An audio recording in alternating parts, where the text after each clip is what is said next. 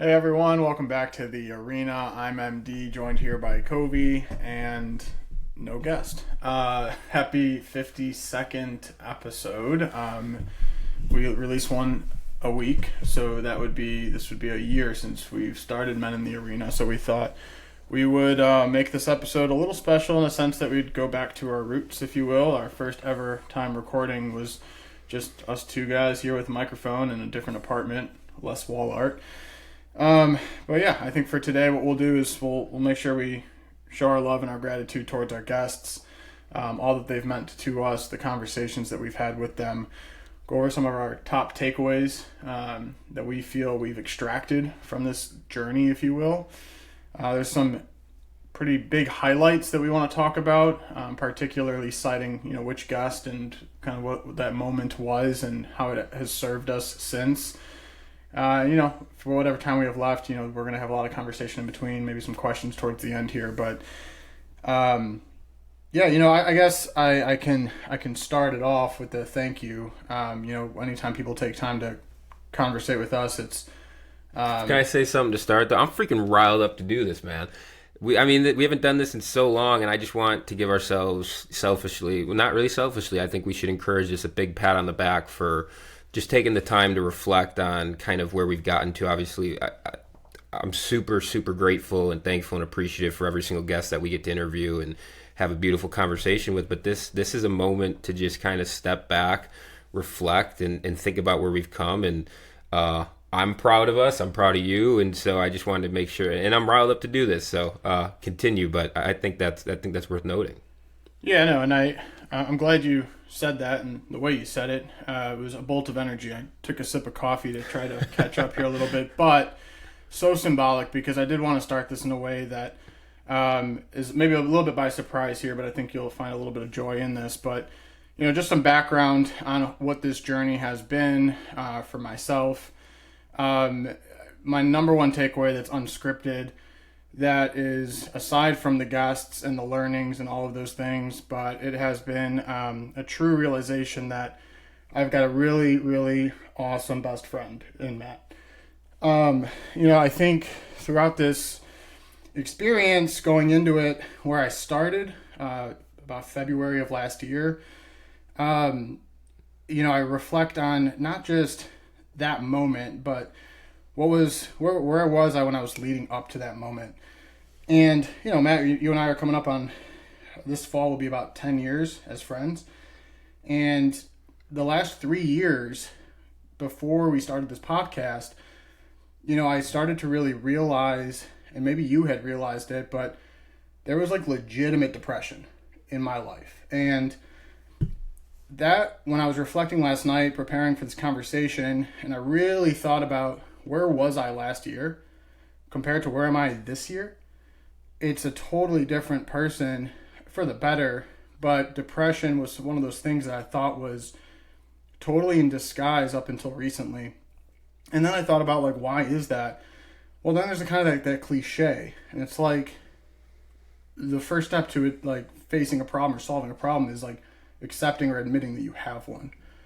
And every time we've heard that cliche, it's always been around gambling, I think, or like addiction. And it's like, the first, and we say it with like a lighthearted joke and whatnot. But I think for maybe us men, like for whatever reason, I never really applied that cliche to depression.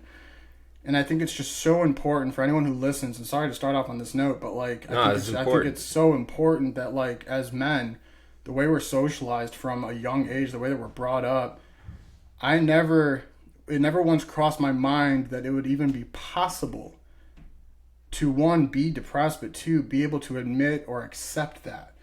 There's strength in that. Well, right, and that's the concept through the entire, like, that was like thematic through all the conversations we've had, is like the reverse psychology of it all, of how we're conditioned. And it's remarkable to think about that, in a sense that, like, it used to be perceived as like admitting a weakness, admitting that I was defeated by something. It was like, no, there's no way. But I look back at just kind of leading up into the podcast, how I was living my everyday life, to what this podcast and this journey has done to reinvent my days in and day out. And you look up the symptoms of depression. I mean, I'm not going to diagnose it here, but like I do think that there was a part of me in that. And I bring it all back to you because this podcast journey was about taking action. It was about having the courage. It was about being joyous, having energy, being wanting of social connection. And what I noticed was throughout it all, you grew your wings, spread them, and flew. And I was still crawling and definitely feeling a lot of the weight. And I think what makes Matt such an awesome friend and what makes him such an awesome person to try and get to know and see if you can win him in your circle is that he had every opportunity to fly past me and to leave me behind. And you never did. So I appreciate that, man. That takes a lot of...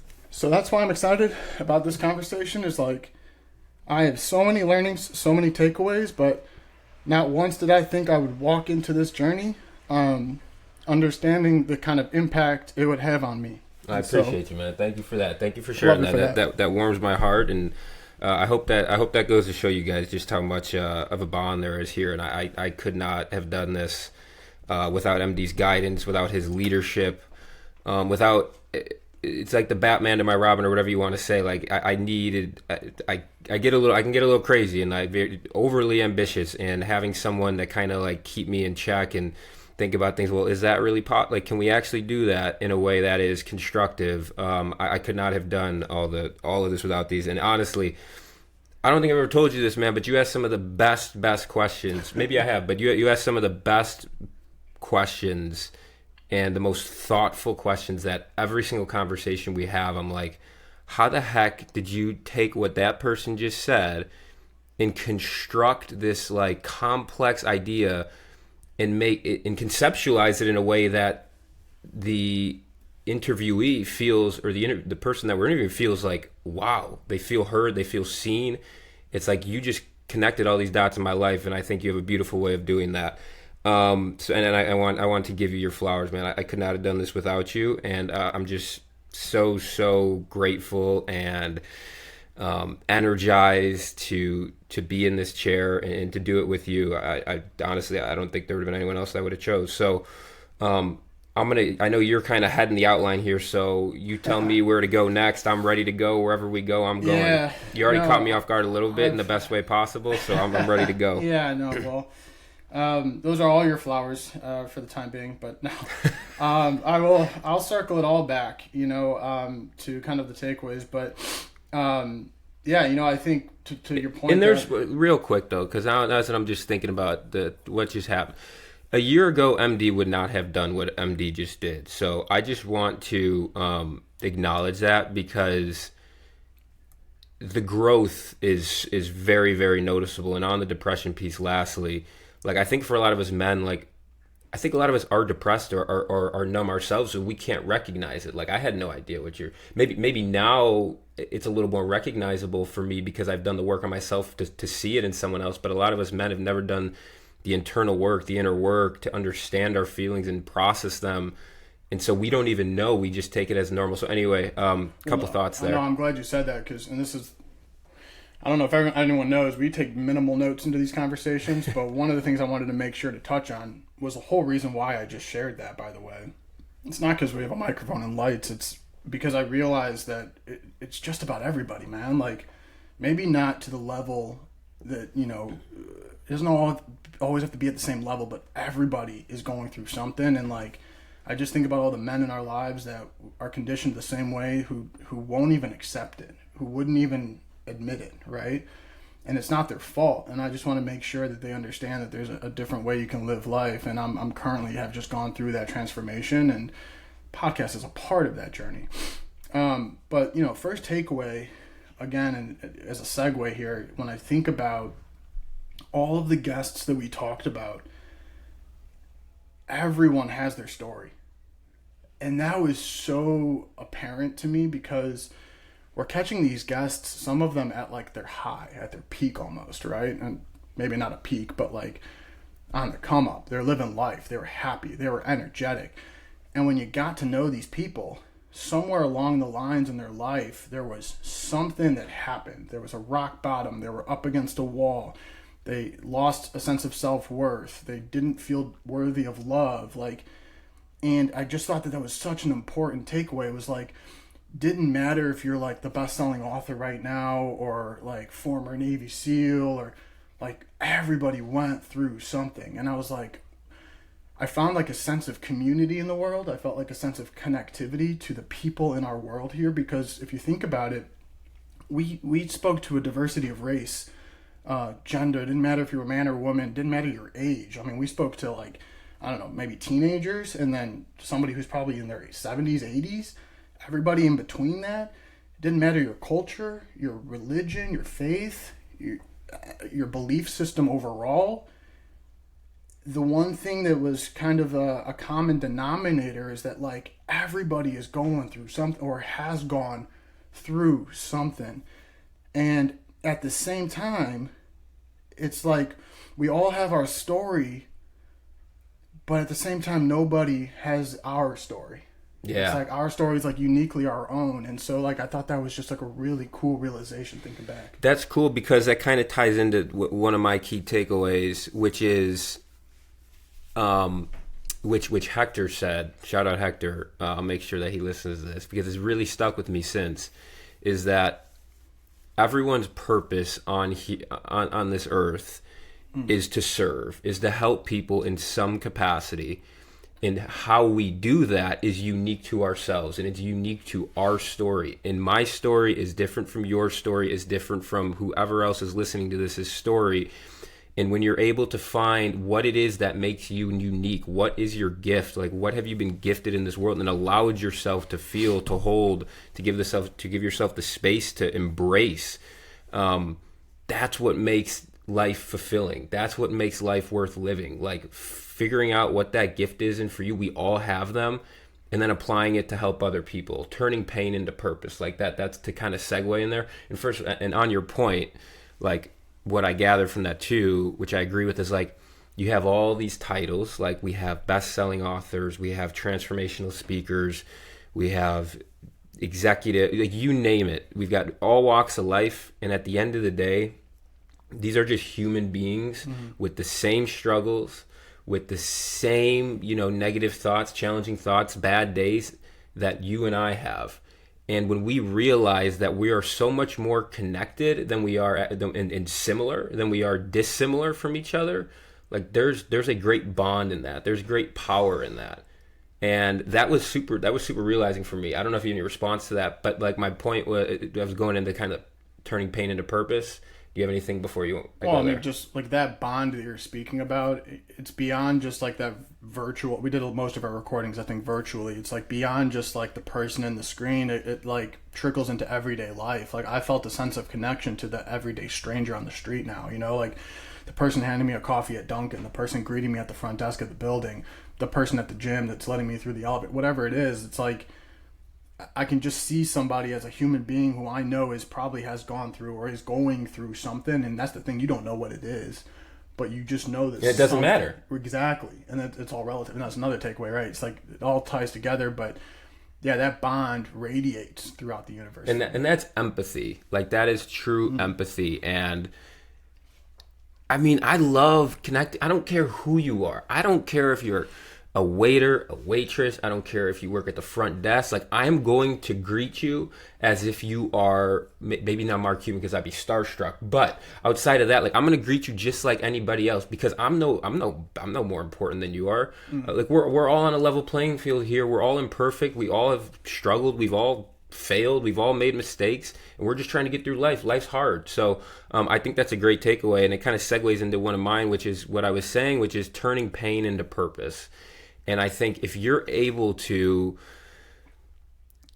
accept and feel and go, I think we all have gone through some challenging times. It's all relative, but if you're able to kind of work through that, accept it, get to the quote unquote other side, if you will, which is hard, which is challenging, and you're able to see there's always a light at the end of the tunnel. And if you're able to get to the end of that tunnel, you are able then to really find a purpose in then using whatever it is that you struggle with to go help people with that same thing. I think about it, and I'll give some examples, but for myself, struggled greatly with my mental health and self-acceptance and self-love. And when I was able to kind of get to the other side, and of course I always say I'm still a work in progress, I'm not perfect, I still have bad days, but with more clarity, like I want to go and help other people do the same, because I know it sucks. I know it sucks to suffer in silence. I know it's hard. I know it's challenging. I know there's bad days that feel like you're never gonna get out of it, and I want to help people feel this way, which is with purpose and passion and energy and joy and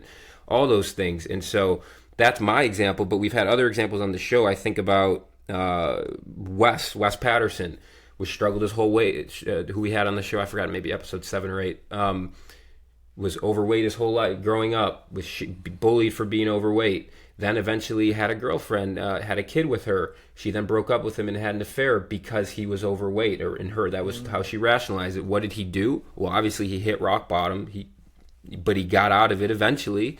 He was able to work through it, and on the other side of that, lost 100 pounds in 6 months, and now personal trains and helps thousands of other people do the same thing to get over those insecurities of being overweight, to get people in shape, to get people healthier.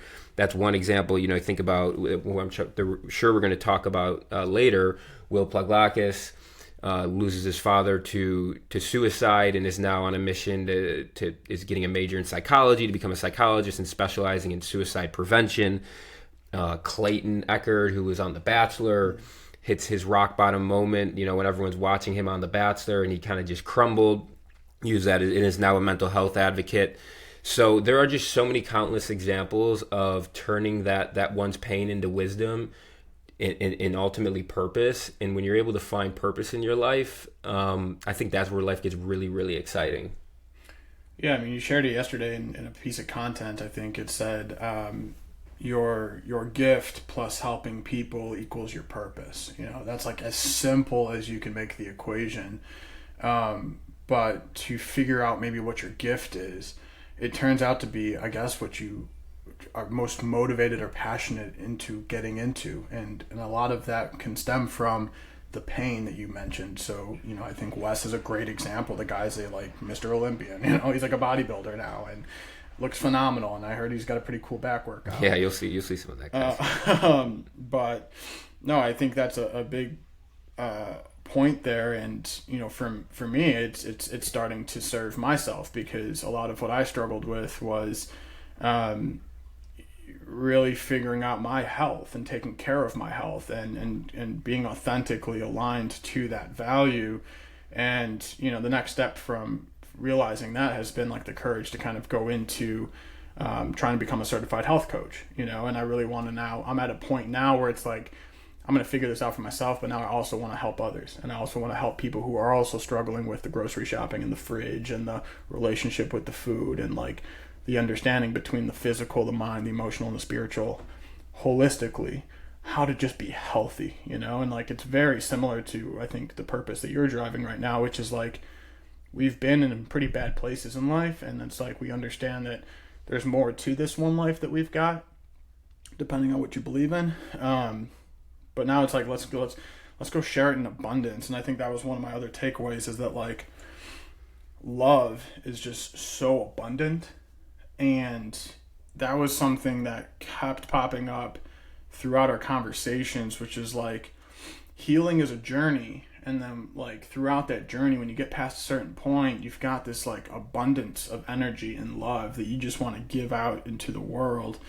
And I think that that's kind of like what you're alluding to. It's like, I think Wes is at a place right now where like his form of expressing love is to like help people get right physically, you know. And it's like, everybody kind of has their form of, like, we say like driving that purpose, but it's like, it's my way of expressing love back into the world. And that's, you know, I would say that that's pretty equivalent to helping people. Yeah, I think that showed up a lot. And I mean, there's such a different energy when you show up from a place of love, and not bitterness, and not anger, and not, you know, resentment. And it's hard to get to that place, but it's doable. And I sign off every single one of I journal. I try to daily, guys. I'm not perfect either. I get, you know, 5 to 7 days a week, 7 on a good day, 5 on a bad week. But point being, I sign off every single journal, and I have since I started this journey 2 years ago, because even before I quote unquote when started going to therapy, my process of self acceptance, I always thought this like idea of choosing love, not hate, sounded like great, and I was like, I want to do that, but I just can't. Like I've got so much hate built up in me, and I don't know why. I want to be a nice person, but I just, it feels hard to be nice. And I've signed off for 2 years now, every single of my journals daily with love over hate. And I do that because to show up in the world from a place of love is just such a more fulfilling, such a more beautiful, such a more peaceful way of showing up in the world than showing up from a place of bitterness, angerness, despair. And the way I always like try to look at it is for other people is if not for yourself, like of course you should do it for yourself, but if that doesn't resonate, like do it for the people around you, do it for the people you love. Like how do you want to impact a person when you show up today? How do you want them to feel when you leave that conversation? Like, do you know that you have the power to change someone's day, and then they change that person, they have a good day, or you shift their mood, and then their mood, and then they show up differently in the world in a day? Do you know how many people you can positively impact by just showing up with a little bit of love, a little bit of empathy? It can change lives, because you go back to Chris Lee's story, and this dude went through the mud, man. It's like lost his father unexpectedly, gets some sort of physical injury from I think it was a bike accident, car accident, and goes into this mode where he's just out there driving, basically blacking out like naturally.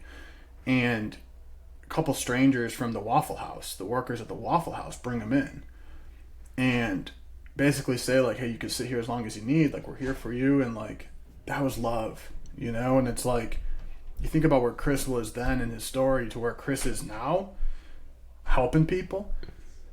All he needed in that moment in that Waffle House was just a few people to sit with him and just be there to love him. And that was another recurring theme, is like when we are at our lowest, when we are at our rock bottom that we continue to talk about, it's like the power of love is, one, all we really need in that moment, but the power of it to really turn things around. I thought Chris's story was something that really stuck with me, and I still use this phrase like sitting in the suck. It's like I deploy that with my management. Chris has got some.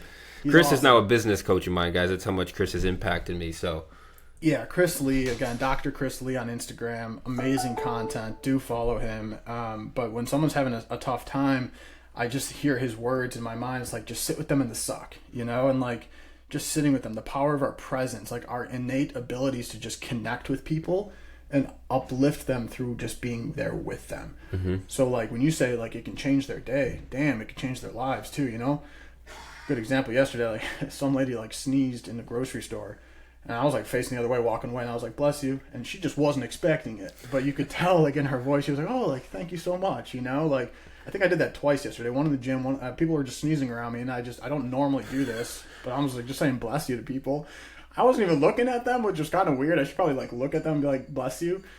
I was just doing that, and like I was getting a kick out of the reactions. Yeah, I mean, like elation. It's because it's not normal, which it's not normal. It's not normal to care about a stranger. It's not normal to notice things a stranger does. And I really quickly on that point on love, I think it's there's the famous study that I'm sure a lot of you are familiar with of the Harvard study where they studied people from when they were very young and watched them and followed them as they grew up, adolescence, all through their adult years, like 70, 80-year study. And what they found in terms of the keys to it, the happier, the more fulfilled people were not the people that had more money, were not the people that had status, that were famous. It was the people that had good quality loving relationships. It's the number one indicator of a happy life is the quality of your relationships. And in order to have, it's not about the number of relationships, it's about the quality of them.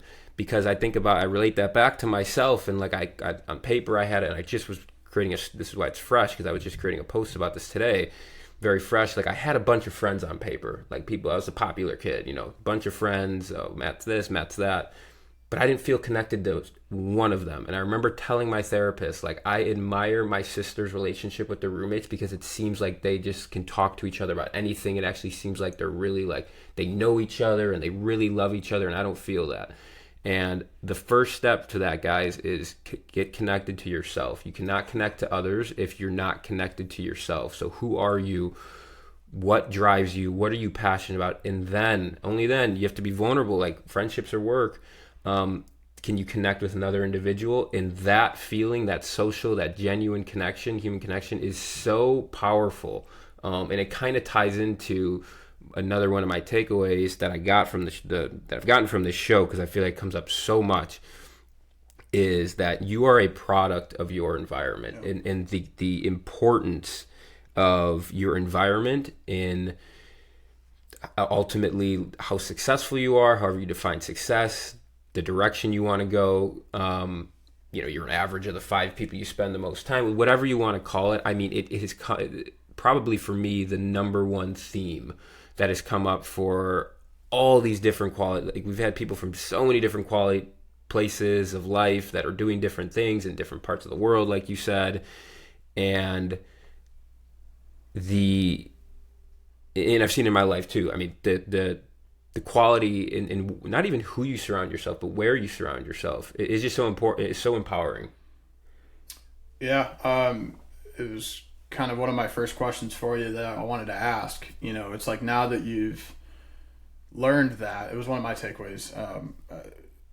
Both of our takeaways. So that I didn't should tell you write it something. down, but yeah, it was one of those where I was just like, that was thematic. We almost take it for a given, like, of course, but yeah, it's real. Like, it is real. If you surround yourself with people that you are inspired by, with people that challenge you to become a better person, with people that are going in the same direction that you want to take your life, you are going to strive to be better. You're going to strive to be healthier, to be stronger, whatever that looks like, to take better care of yourself, if that's self-care, whatever that looks like for you. Now, if you surround yourself with people that are going in a different direction in life, that are doing something maybe that you don't think, living a more unhealthy lifestyle, you're either going to go one of two ways. You surround yourself with those people. You're going to either go in a different path, you have to leave those relationships, which is challenging, or you're going to get sucked back in and you're going to go back towards your old ways, whatever that might be. Well, yeah, and I think what that looks like is the more you're caught up in a crowd that isn't so true to you, it just disconnects you from who you are. Mm-hmm. And I think when I opened this conversation talking about depression, people's first thought could be like, well, what happened? Like, what was the event? Like, what was going on? What was he sad about? There's a lot of things that have gone on in my life that maybe I haven't talked about, but at large, it was to simply put it was just disconnection from who I was. And I've felt that multiple times in my life. It was the moment I left high school and went into DePaul University to go study accounting. I lasted 3 months. I sat there and I was like, this isn't my life. This is not what I want to do. I'm in business because I'm trying to appease other expectations. And made the decision to switch out and went to a community college, took a nutrition course because it was just a gen ed. And I was like, whoa, I've never been more engaged in a classroom in my life. I wish I remember the teacher's name. I kept that textbook in my room. I would read it for fun. And then I went trying to get into exercise science at U of I, and then went to U of I. Long story short, ended up in economics because the exercise science school was filled and I still needed to get into the university. So then when I was like, all right, I just need to make money. And I went back into this like trap. And again, disconnecting from where I actually felt the passion. And I really chose money over passion. And it's like, for a lot of people, like, it's hard to marry the two, and maybe even a little status too. Oh, absolutely. The status will, of course, you're getting expectations from your parents. You're seeing the other people do it, and you're seeing them going into banking and finance and accounting, and they're talking about their 6-figure internships. No, not internships, but like... Maybe nowadays. Yeah, sure. But again, it just... Anytime I wanted to go towards my passion, the only thing that held me back was the question of like, well, how am I going to achieve status? How am I going to make enough money? How am I going to be an elite, like, on the financial side? And then, throughout time, it's like, again, I just further disconnected. And before I know it, I'm drinking, I'm eating unhealthy, I'm doing all the things that are totally anti what I'm truly valuing for myself, which is health. And that has always been the foundation of what I cared about. And so, like, yeah, to your point, I've seen myself in different environments get so easily influenced. And that's part of why you've been such a powerful friend for me, is because I've seen myself in an environment where you've held space for me to kind of just be my authentic self. Not have to worry about money, not have to worry about status, not have to worry about image or anything like that. And I'm like, damn, like the more time I spend with you, the more time I spend with our guests, the more time I spend with the podcast, I'm a better version of myself if I just stick with this. And that like hour a week or 2 hours a week that we'd come here and work on the podcast was like, I could feel the change in environment. I could feel the change in myself. And so it was almost like an A/B test. It was like a lab experiment. So I'm like firsthand experience mind blown here, because it's like that firsthand experience is so true. Yeah, I mean, there's so much power in what you just said. Like, I hope you guys don't listen to that and just take it for granted. Like, that's real. Like, I still remember our conversation. It was episode 22, maybe, with Heather Owen. And Heather is now a dear friend. Another reason I'm just so grateful for the podcast is I've made a couple just amazing friends from it. And one of the reasons I was so attracted and pulled towards Heather, is because, and it's something I can't share. Well, I guess, I'll share. I've started coaching a little bit on the side, doing some life coaching. And I remember just floating the idea to her after the show. And like, what if I left my job? Like, that kind of thing. And she was like, do it. Don't even think twice. Do it. And Heather is somebody that, left, was a lawyer, secure job, full-time, left to found and start and still runs One Tail at a Time, which is an animal rescue nonprofit here in Chicago, and it's just built an incredible organization. So point being, when you put people like that, and Heather is a dear friend today, and I get so excited when I get to spend time with her, because I know that she's going to challenge me and we're going to challenge each other. Like, I even think about this is kind of vulnerable, but I'll share it because that's the story of the podcast. We had a conversation a couple months ago. I hope she's okay with this. Heather, I'm sorry if you're not, we'll cut it, but I think you're going to be okay with it. We were having a conversation over dinner, and she said, we were talking about some of the things that we struggled with, and I had told her I really wanted her to get into improv, or she had mentioned that she thinks she would maybe like it or could benefit from it. And I said, yeah, you should do it. And of course, there's a lot of fear there. And I had done improv for months at the time. And my thing at the time was like going on a date with a guy for the first time. Like, there was a lot of fear. And I was like, I don't know, like, it's, I'm nervous, all the things that come up with the insecurity that comes with that. And she said, well, how about this? I'll go take an improv class. If you go, I'll take a stand-in improv class if you go on a date with a guy. And I said, deal, one or the other. And when you have people that are pushing you in that direction to become the person that you want to be, it changes your life. It really will. It'll transform your life. So that, for me, no doubt, was a common theme. Audit your environment, guys. It is extremely important. Audit your friendships. Where did they come from? Where did they start? Who were you before? Who were they before? Who are you now? Who are they now? Really reflect, and if there's a disconnect there, think, reflect. Maybe you're going to different. It's okay, it's okay to. We're all in different seasons of life, and there's again, do it from a place of compassion and not judging others. Well, I mean, I think that's why I have so much genuine love and appreciation for our guests. I say it at the open of every show, love and appreciation. Yeah. But the elaboration there is just, I walked away from a lot of our conversations longing to be that person's friend, and like a lot of the times they're sitting in the West Coast for whatever reason, and it's like, okay, I'm not going to actually see them for now, but wow, that could be 50 best friends, like the people that we talk to, maybe not over time, like there's more that can bubble up, but it just, the power in connecting with people that can just say, do it. Yeah. Right. Or that can just speak that same language where we're at, and who can view the world in a similar way.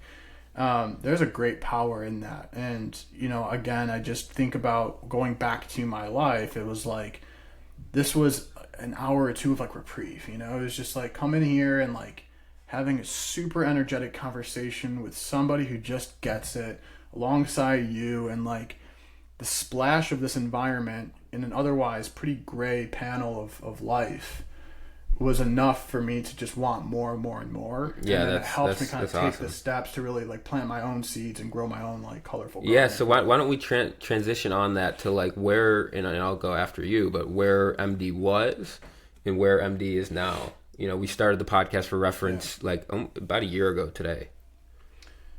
Well, at the time, I was very willing to start this because I had realized I'm a thinker. I sit alone and think. That's what I do. I reflect a ton. And there was a lot that I was really trying to figure out on my own. I was working through a lot. Like I said, like I'm working on trying to reconnect with myself at that time. We're talking about February of last year. I'm starting to gain the security of aligning with my values. I remember one of our first conversations, I was just coming back from Vegas. Mm-hmm. And I think that trip was like the straw that broke the camel's back. I drank so much that like I felt so sick, you know, and I almost felt that way after Cancun, you know, and then like that trip and then the Vegas trip like 3 months later, I came away from that and I was like, okay, I can't continue down this road. I don't know what the other road entails. I don't know what friends I have on that other road because I surely don't have any. I don't know what to expect, if this is even the right answer, but I know I can't continue down this road.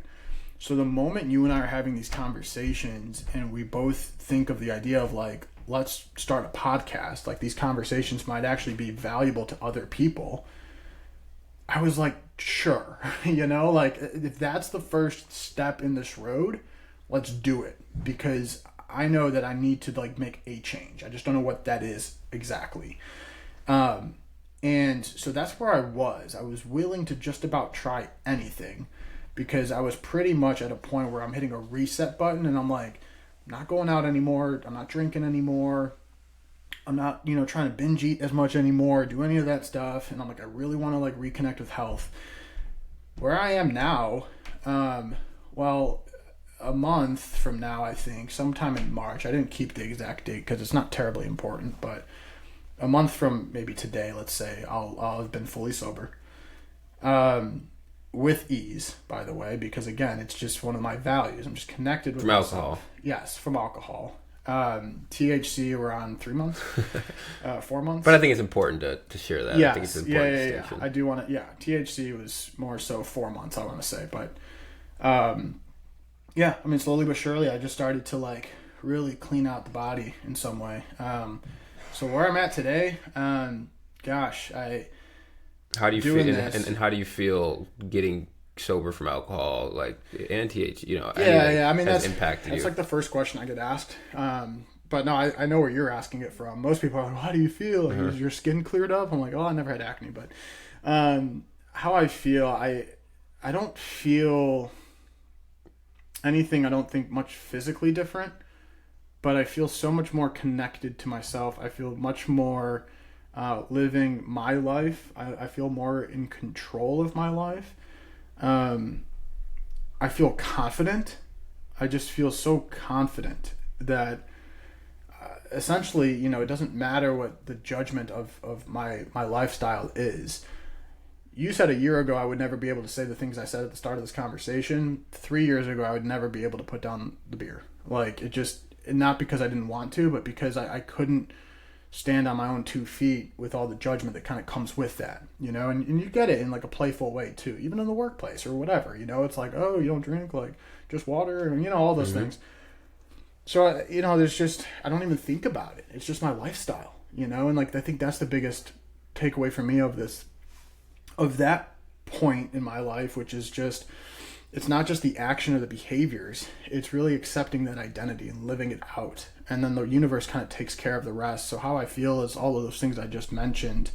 And where I'm at now is I'm back in school essentially. I'm studying to again become a health and wellness coach because now I'm at a point where it's like I'm just so curious and embedded in this space, which is just understanding nutrition, but then understanding like holistic health. Shout out Marcel. I think the conversation we had, go look up Marcel again. I think what he's into is a lot of what I'm into. And I looked at Marcel, I walked away from that conversation. I'm like, man, that could have been me. Like that's supposed to be me.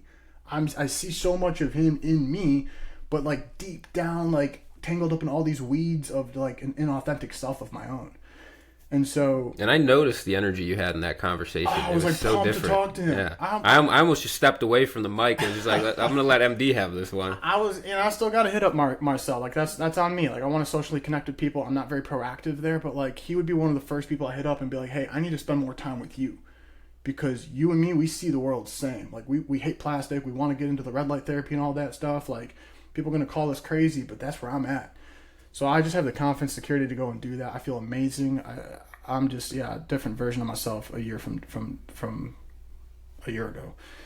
Yeah, no, I mean, I can see it. I've got more questions. I mean, I'll flip the question back on myself. If you want to fire away first, and then we can. Yeah, no, I'll fire away. You talking like follow-up questions for that? Just kind of both. But I'm just curious. Yeah, I'll ask you a question. Well, two things. How is your view? How is your view on therapy evolved since we started the podcast? That's one. The other is, what would you tell your year ago self? Okay. All right. First question. How has my view of therapy evolved? If at all. Yeah. I have to remember at the time, it's tough because we started the podcast in February. You started your therapy journey probably 4 months before that. Yeah. If I were to go back 4 months before our podcast start, and my view of therapy at the time was, one, it was feminine. Two, it was, God, please don't short clip this and take this out of context. Long form only, guys, please. It was, if you needed it, if you were actually going through something worth going through it. And I think you even had that mentality when we first started. I mean, you can correct me if I'm wrong. Maybe I did. Like, I think... what I heard was, yes. Your view is, I don't need it. Yes. Yeah. I sat there and I said for myself, I don't think I need it. And going through depression.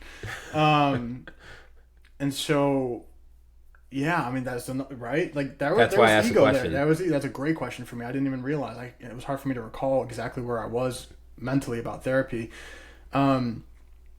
Yeah, and I think a lot of that was ego. It was just accepting or not being willing to accept or admit that I could need therapy.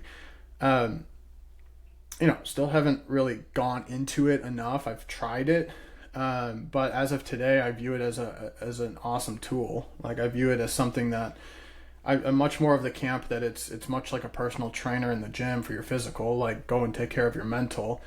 I'm at a place now where I'm seeing health as multidimensional and all interconnected. So taking care of your physical, your mental, your emotional, and your spiritual is all connected. And sometimes when you neglect one or the other pieces start to falter. And oftentimes your physical starts to go down first if your mental's not right or if your spiritual's not right.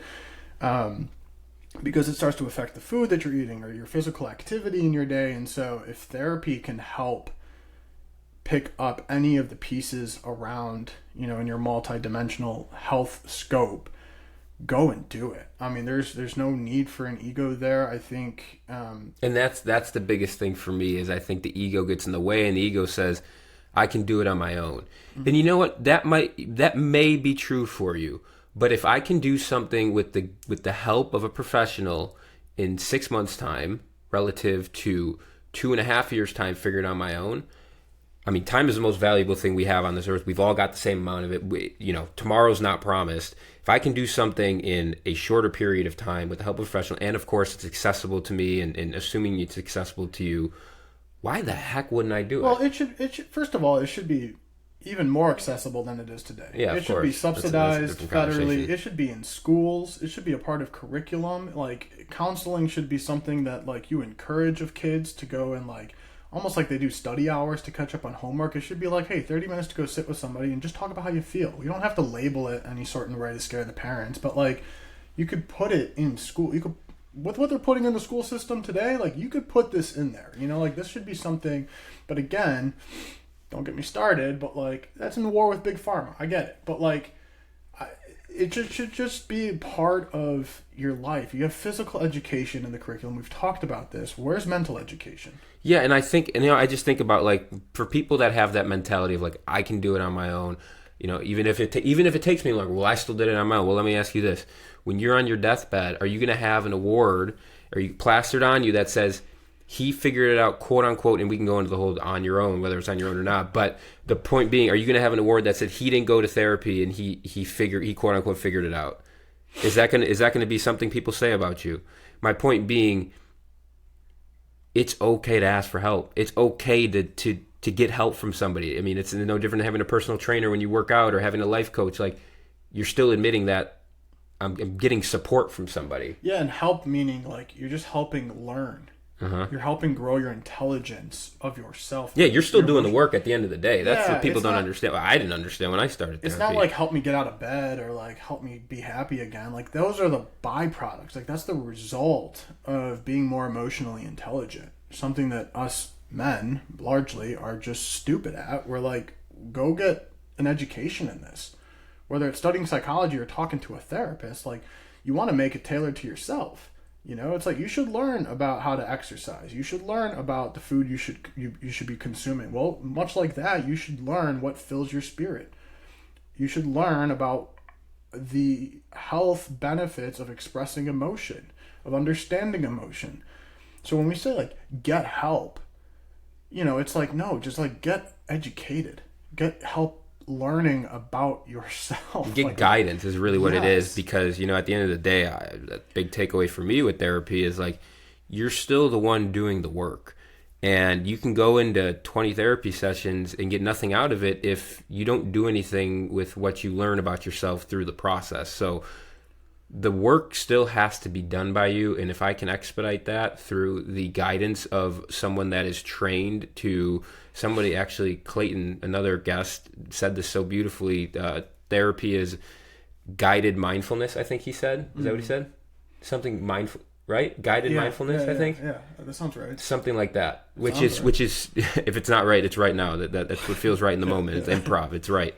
But that's really what it is. It's just guidance in terms of like our thoughts and like pointing out things that we don't even realize about ourselves.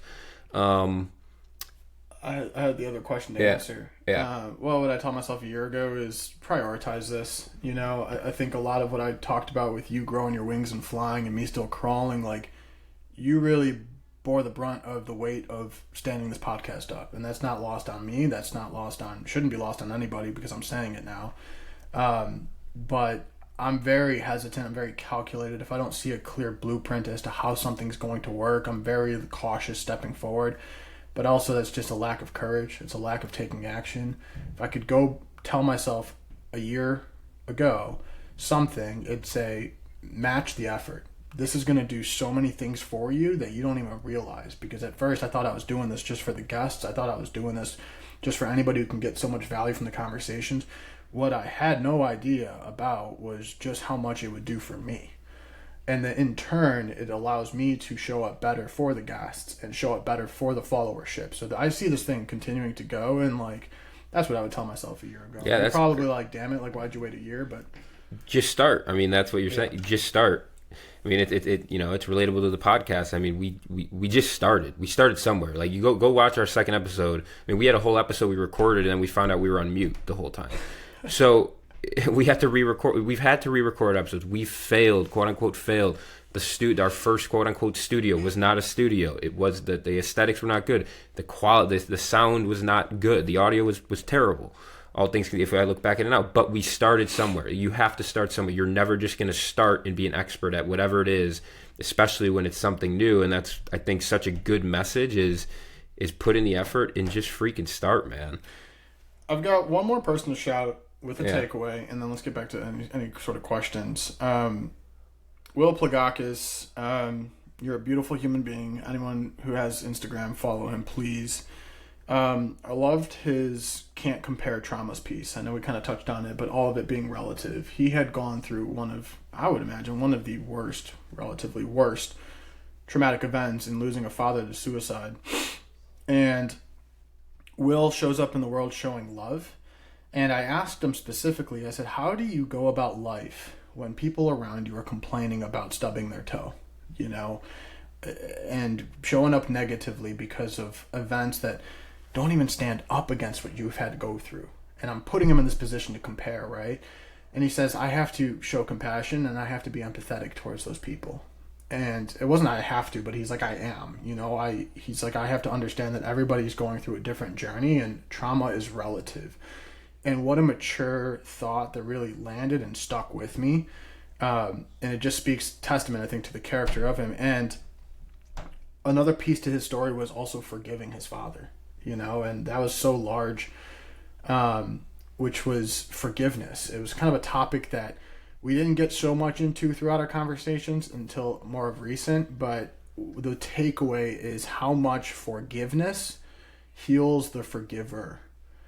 And I think that's so important. If you have any sort of animosity in your relationships, any sort of animosity with anybody in the world, you're carrying that. You're suffering more than the person who inflicted the pain or the consequence of their actions.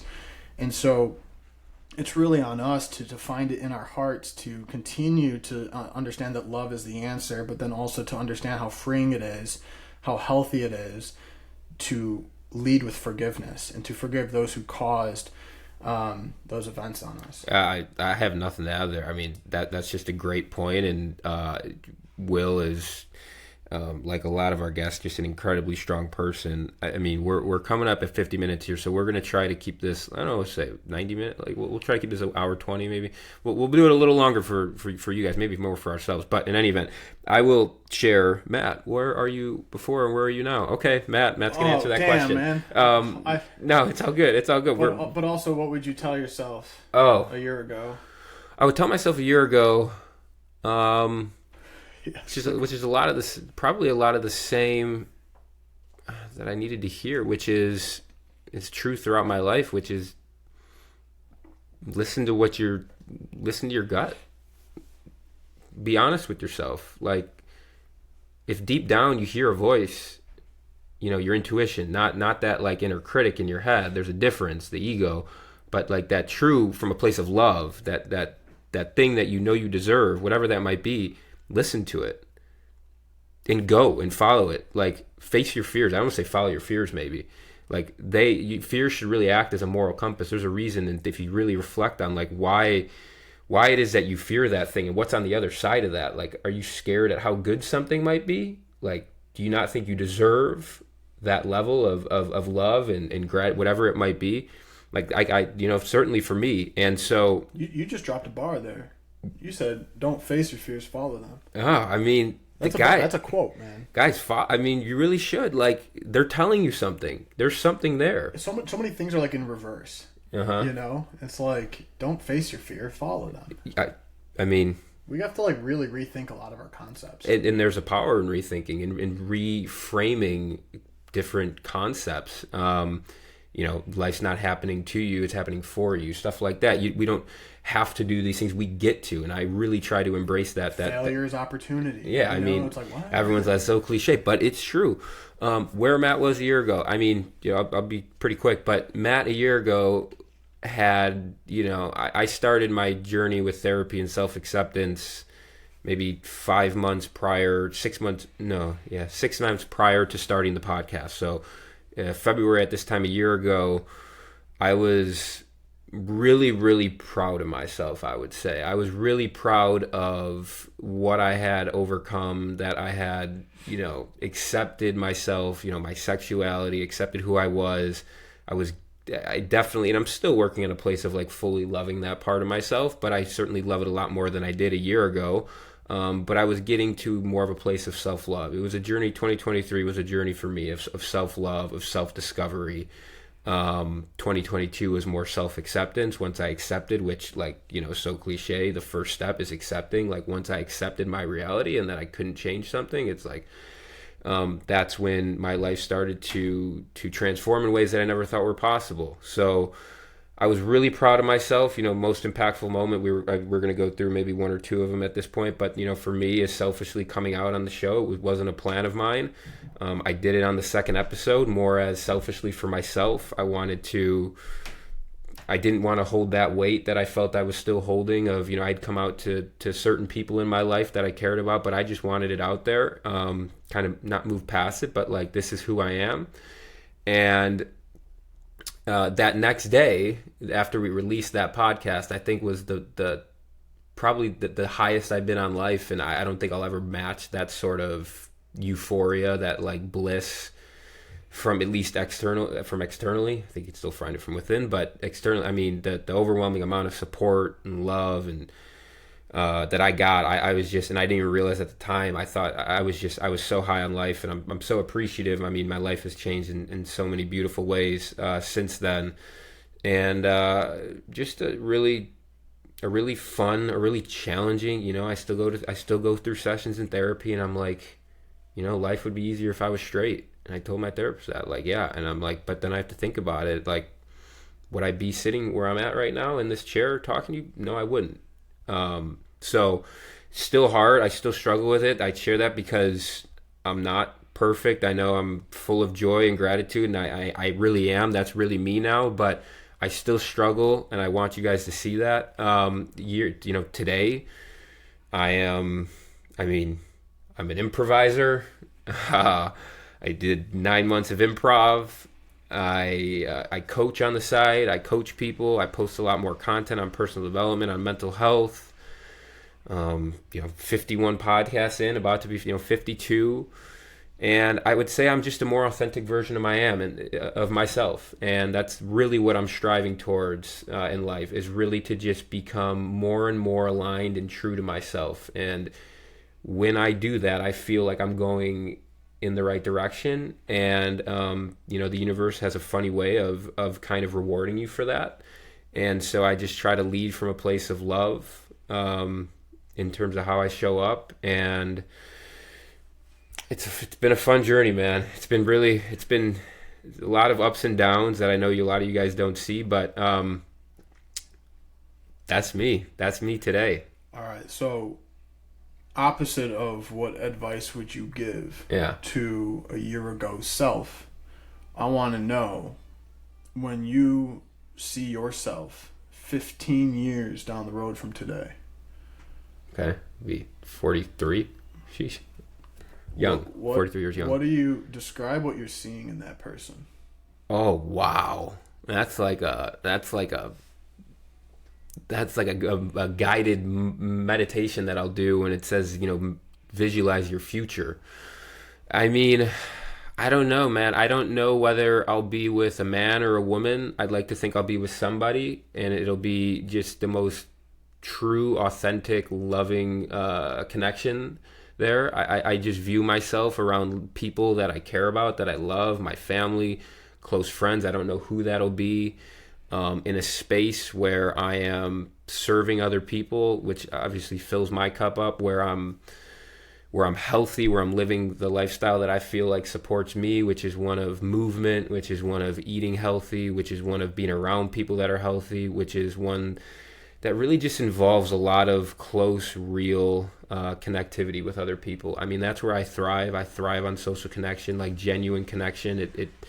It really fills my cup up. So probably sitting, if I just think about it, sitting at the beach, outside, maybe playing some volleyball, good music on, with a book, self-help book next to me, with loved ones around me, and doing whatever it is that I'm doing. I really just trust I don't know where that'll be, what that'll look like, but I do trust that that I'll be exactly where I'm supposed to be in that moment if I follow my heart.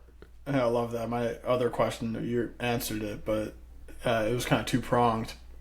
Something we had to do in our course was like close our eyes and like paint the ideal environment for ourselves. Yeah. And I guess you're somewhere on a beach with a beach volleyball net. I mean, similar to me. For whatever reason, I thought of a campfire, but similar. Yeah. I mean, somewhere outside. I think. Yeah. I mean, in nature. kind of still, like I love the idea of meditating with other people. I think that creates a really powerful, like, present energy. And then also incorporating some sort of movement. I think our bodies are designed to move. I really enjoy movement. It gives me energy. So really just doing things that give me, the sunlight gives me energy. So really just doing things Gives that humans energy. yeah, that fill my cup up. Yeah. I don't care how that looks to the outside people. If people think it's weird to see 6 people around with their eyes closed and meditating, I'm okay with that. Because I really am, I'll be one of the 6. Yeah, like that's what makes me feel good, like actually good at my core, not short-term pleasure, not like eating, but like truly feel at peace. And I think that's kind of where I'm trying to go now, is just a life of peace, and peace for me is derived from living a life that is truly, truly authentic to who I am, irrespective of what society might say, of what my friends might say, or I wouldn't call them friends, but of whomever might say, just living a life authentic to myself. I got a last fun question for you. All right. I think this one's really fun. I'm going to flip this one on you then. Oh, damn. All right. You know how they do like the build your ideal quarterback? Yeah. And it's like Lamar Jackson's yeah. Brady's head. Yeah. Well, think about yourself as like the best version of yourself, right? What's a part of you that you feel you need to improve, a trait, a part of yourself that you would take from one of our guests? Ooh, take from one. I liked where the question was, and then it got even more. I know. It got tough where it was going. Some time to think. Yeah. So, man, I'm gonna have to start thinking too. I think a trait that I definitely is there's room for improvement is, I'm definitely working to be more patient, just with like everything, with other people, with myself, and that, and then I mean honestly, like obviously for me, like just loving my sexuality is obviously like something that is an everyday struggle, is an everyday like requires my time. So I won't take anyone's, because there's a lot of people that I'm sure our guests are comfortable with their sexuality, so I would take all of those, but for more patience, I'm trying to think who just like had this patient presence. And I mean, I can help you. Well, before you do, I'm trying to think real quick who comes to mind. Like, Adam O'Grady seems like he's got that like patient presence. He was an early guest that we had on, that just kind of lets life unfold. It's really about that idea of just letting go of trying to control. I can't believe you just took my answer. And the other person that I think had a real like just patient presence was, I think Cute Blackson really has like that kind of presence that I really want, which is one of true surrendering to the universe, to whatever's in store for us. Lee, yeah, Lee was a good one. Lee had, and he spoke. You could feel it in the way he spoke. Yeah, he spoke just so, and that's what I'm trying to work on, is just like speaking a little more slowly, and just like, again, I have a lot of energy, and I just want to go, but just kind of taking a step back. Lee was a good one, guys. Go listen to him. Lee Nas, right? Yeah, Lee. K-N-A-Z. Yeah, shout out Lee. Awesome. I'm gonna flip that question on to you though. Yeah, not the patience, but it is Adam O'Grady. Funny enough, I thought of Adam because I need to get out of bed with like that quote, like life rips, man. Yeah. Like he just West Coaster. He just seems like he walks through life with a smile, and his ability to like move in the universe in such a joyous way, like he seems just so graceful, so accepting and surrendered to what the world has to offer him, and like so at peace with everything, but in a way that's like with elation. Like he's so joyous and happy. And I just felt like I was happy for him. So yeah, Adam came to mind as like, that's what I would want to build, because I'm getting there. I'm getting to a place where I can wake up in the morning like excited. Yeah, it's a great place to be. Yeah, man. and I'm just not there yet. I'm at a place where I'm like focused. I'm like, all right, I'm figuring things out. Like this is exciting, but I'm not waking up like, oh my gosh, like I'm so excited to be awake right now. Like I have a whole day in front of Yeah. me. Like I'm not there yet, but Adam, I thought really embodied that. He did, yeah. So I mean, we're a little over an hour now. So I'll do this, and let me know what you think. Maybe one kind of key like theme. There's one thing I want to cover for me at least, and then we'll just kind of wrap up with like any tokens and that work. Yeah. My last thing that I really just want to cover real quick was just the idea of suicide, because my eyes were very, very open. You know, we had a couple guests. I want to shout out Madeline, who I'm still converse with quite frequently. I mean, just the most impressive. She may be 20 now. I mean, she is just a trailblazer in mental health, so strong. But she had mentioned the idea of having like suicidal thoughts, suicidal ideation, and this idea. And same with Christian Gonzalez. Shout out to Bad Boy Poppy. That's his Instagram. They both mentioned this idea of suicidal ideation, where they knew they didn't want to do it. They didn't want to end their life. But there's this like demon inside of them telling them to do it. Like Christian mentioned wanting to, not wanting to, but like feeling this desire to, like when he was driving his car to Target, to just crash. And it just really hit me hard, because I haven't had any of those. I haven't been in that place. And to hear about someone in that place is super scary. And I think one of the things they said, or Madeline said, is I guess it just, because I don't want to misspeak. So what I will say on that topic is, just check in on people that you care about. Yeah. Check on people that you love, because a lot of people suffer in silence, and a lot of people suffer with a smile on their face. And whether you think someone's doing well or you think they're doing poorly, just check in on them, because you never know.